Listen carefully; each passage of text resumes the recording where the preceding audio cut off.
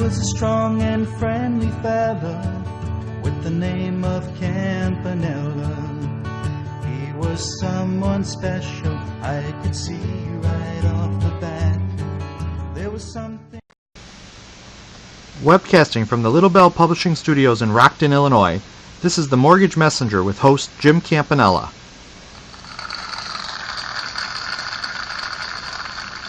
Welcome to the Mortgage Messenger for the week ended May 25th, 2010.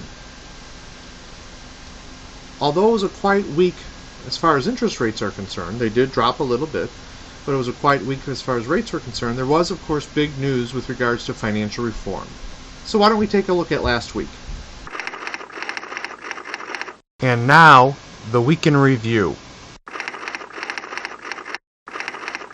As expected, last week the Federal Reserve chose not to change interest rates, citing that the economy is slowly recovering, but not as quick as they would hope. Housing starts were down for the month of May from April, mostly due to the fact that the tax credit, you had to be under contract by April 30th, so there were less people purchasing homes in May. The big news that came out last week is it does not appear that Congress will act in time to extend the June 30th deadline for the tax credit. The tax credit, which was $8,000 for first-time buyers or $6,500 for repeat buyers, was that you had to be under contract by April 30th and closed by June 30th.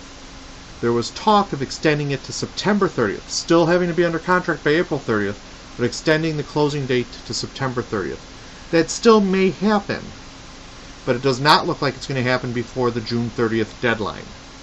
So if you are under contract and you don't close by June 30th, you're gambling on whether or not you're going to get your tax credit. Obviously, as news comes out on that, we'll keep you informed on whether or not Congress chooses to act on the extension. Next week, the big news will of course be on Friday, which will be the unemployment figures. Unemployment's expected to stay about the same, so any change could fluctuate interest rates accordingly depending on what news comes out with regards to interest rates. And that's pretty much the recap of what's going on in the marketplace as far as mortgage rates are concerned.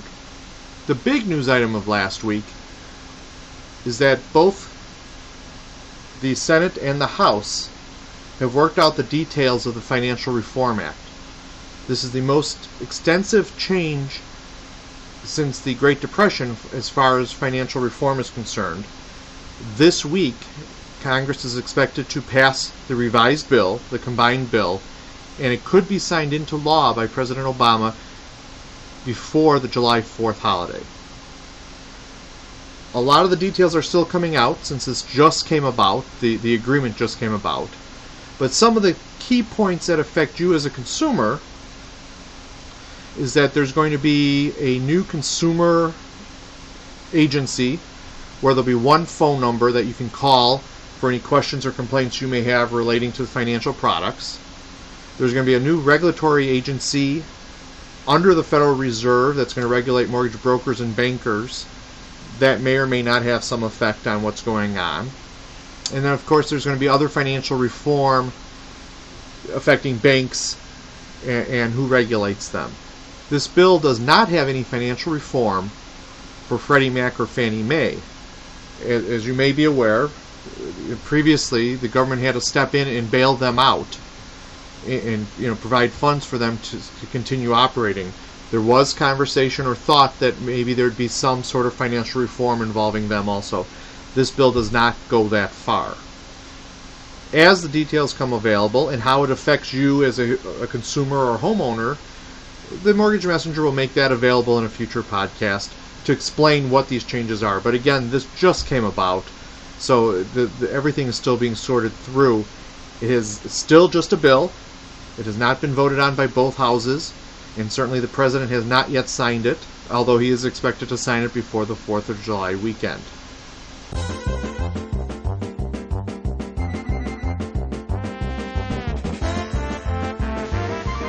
And now it's time for viewer email.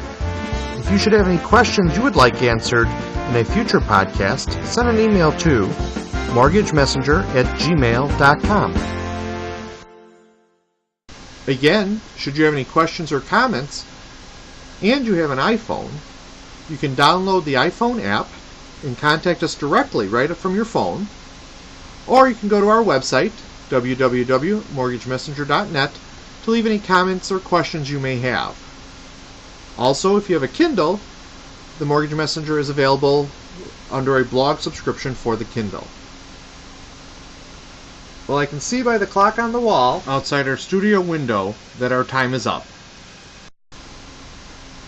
So until next time, thank you for viewing and have a safe 4th of July weekend.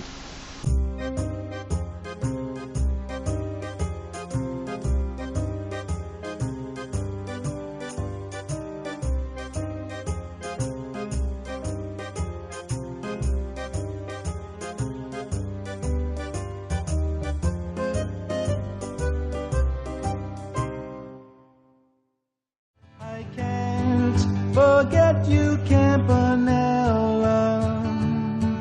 You're still the MVP within my heart. You're still the MVP within my heart.